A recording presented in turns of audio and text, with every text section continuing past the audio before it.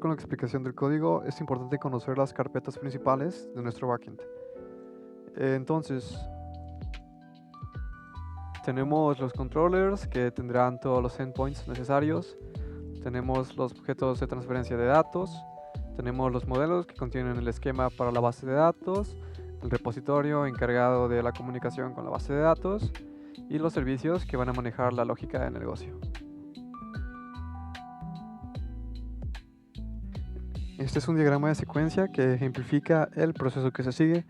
Primero se introducen las credenciales en la pantalla de inicio de sesión. Luego se hace una llamada al módulo de API, que es usuario JavaScript. Se llama al backend a través de usuario controller, que recibe un login request. De ahí se llama usuario service, que gracias a usuario repository puede acceder a la base de datos. Se crea y se recupera la entidad de la base de datos y se devuelve un DTO, que es el usuario response. Cuando se realiza una petición de login desde el front, gracias a esta función lo que se hace es recibir las credenciales. Le indicamos al endpoint del controlador que lo que recibirá es una solicitud tipo POST y que el contenido del mismo es JSON.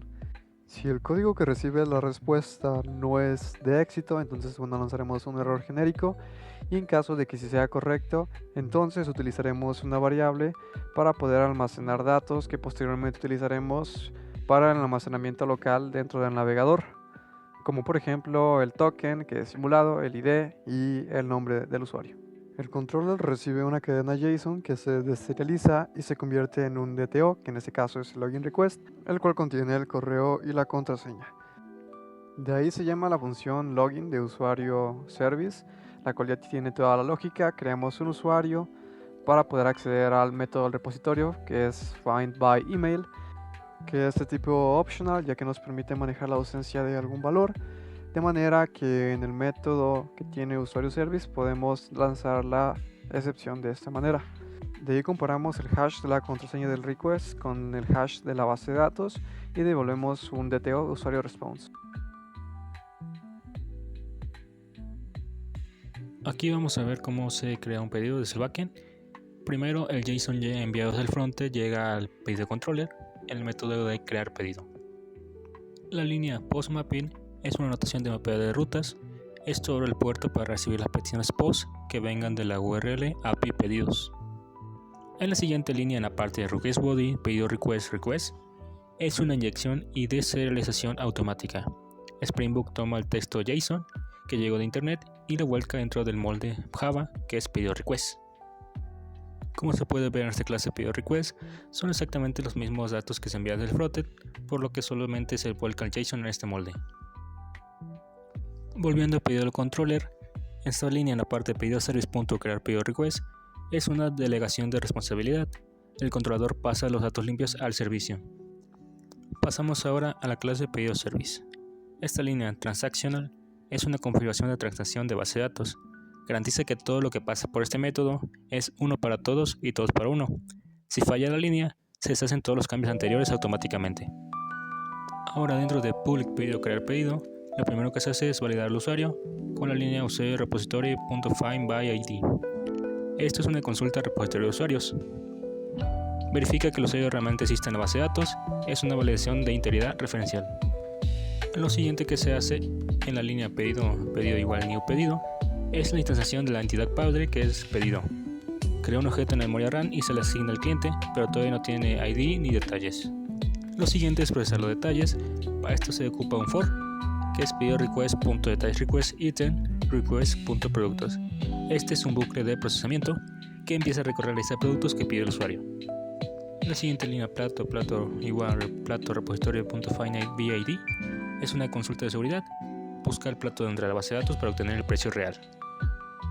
La siguiente línea pedido detalle igual new pedido detalle es la creación de la entidad hija pedido detalle, que prepara el registro que unirá el pedido con el plato de la tabla intermedia. Las siguientes líneas son la vinculación del pedido con el plato, así como su cantidad. La línea detalle.sec precio unitario plato.get precio base guarda el precio actual del plato en el detalle.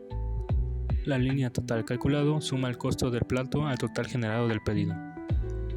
Y la línea button pedido repository.save pedido es una persistència en cascada y el comando final.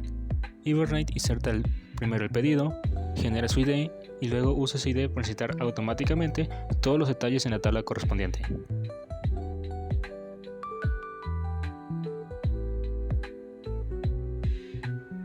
Para el desarrollo del backend se usó una arquitectura que dividía el proyecto en 5 carpetas: controller, servicio, repositorio, modelo y data transfer object o DTO. En la implementación que usé no creé un DTO, pero debería de haberse usado, ya que esto asegura la transferencia de datos de manera segura. También optimiza el rendimiento del sistema porque la cantidad de transferidos es menor y la modificación de la lógica es más fácil y no afecta a la base de datos. En la carpeta de models se encuentra el archivo plato.java, que tiene una notación entity que lo marca como una entidad, lo que significa que va a ser igual a la base de datos, y la notación table indica que la entidad se va a mapear a una tabla que se incluye el nombre en name igual al nombre de la tabla, o si no lo incluye simplemente toma el nombre de la clase. Después está la definición de los atributos de la entidad: el ID, que debe ser único generado por la base de datos, el nombre, la descripción, el precio base, la disponibilidad. También está un constructor vacío y uno poblado, además de sus respectivos getter y setter. Después, en la carpeta de controller se encuentra el archivo platocontroller.java. En este se encuentran los métodos que reciben las peticiones del front. Tiene anotaciones como REST-controller, que lo marca como un controlador REST para manejar las peticiones HTTP. También tiene un request mapping que conecta las peticiones con el método que le corresponde, indicando qué método va a manejar qué URL. También están los métodos que reciben las peticiones y están marcados con una anotación que les indica cuándo se deben ejecutar. Por ejemplo, cuando la petición es post, se ejecuta el que tiene la anotación post mapping. Estas anotaciones pueden tener una ruta que sería el endpoint que se va a llamar o no.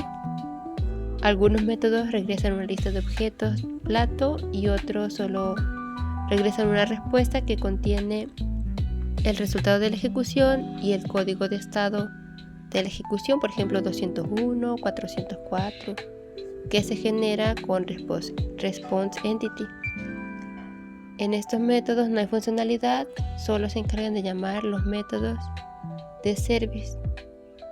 También tiene la notación de request body para poder extraer datos de las solicitudes HTTP, que regularmente contienen objetos JSON en el interior de la petición. En la carpeta service se encuentra el archivo platoservice.java, que está marcado con la notación service y lo establece como un componente de servicio para que lo administre el framework Spring Boot. La notación transactional en algunos métodos asegura que estos se ejecuten como una sola transacción, o sea que se ejecuta todo el código o no se ejecuta nada. Es parecido a las propiedades ACID en bases de datos. Los métodos de este archivo llaman a los métodos de la interfaz de repository y le envían datos en caso de que sea necesario para que traten con la base de datos. Estos van a devolver un objeto plato o una lista de ellos o nada, dependiendo de la solicitud que se haya hecho. El archivo de plato repository que se encuentra en la carpeta repository es una interfaz que extiende a JPA repository. Esta interfaz ya tiene métodos que se encargan de interactuar automáticamente con la base de datos, por ejemplo el .save o el obtener todos. Los métodos que llaman a service crean códigos SQL para enviar a la base de datos y ejecutar la consulta que se haya creado. Por ejemplo, el método save crea un insert con el objeto que es el de pase y al final devuelve la entidad creada o las entidades solicitadas y el estado de la transacción, si se ejecutó correctamente o no. Bueno, mi contribución principal al proyecto fue implementar el CRUD completo, crear, leer, actualizar y eliminar para la gestión de usuarios, una función exclusiva del administrador del restaurante.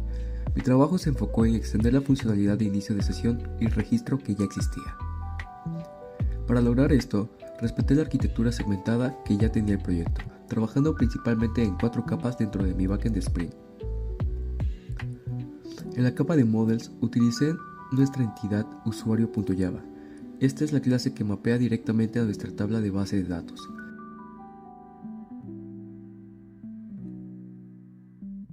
Para interactuar con ella, utilicé la interfaz usuario repository.java, que al extender de JPA ya me daba las herramientas básicas para buscar, guardar y eliminar registros. Una parte importante es el manejo de la información con los DTOS. Yo me basé en 2 principales: registro request para enviar los datos de entrada, quién se registra o qué datos se actualizan, y usuario response, que es el objeto que enviamos de vuelta al front, pero sin la contraseña, protegiendo los datos sensibles. El verdadero cerebro está en usuario-service.java. Aquí es donde escribí los métodos específicos del CRUD para el administrador, además de asegurar la lógica de hashing para la contraseña con bcrypt. Implementé el método listar todos. Este es sencillo, solo le pide al repositorio todos los usuarios con findAll y luego los transforma uno por uno a un DTO de respuesta con usuario response. Si todo sale bien, retorna la lista completa al controlador. El método de registro maneja la creación de usuarios, incluyendo el hashing de la contraseña. Para la actualización, el método actualizar recibe los parámetros de ID y request. Es clave. Primero busca el usuario por el ID. Si lo encuentra, solo le permito modificar el nombre y el correo electrónico, asegurando que la contraseña hasheada no se altere si no es necesario. Si el usuario no existe, este método me lanza un runtime exception con el mensaje usuario no encontrado para actualizar. Finalmente, el método eliminar recibe el parámetro de ID. Solo verifica que el ID exista y luego ejecuta la eliminación de registro de la base de datos. Si no lo encuentra, también lanza una excepción para avisar.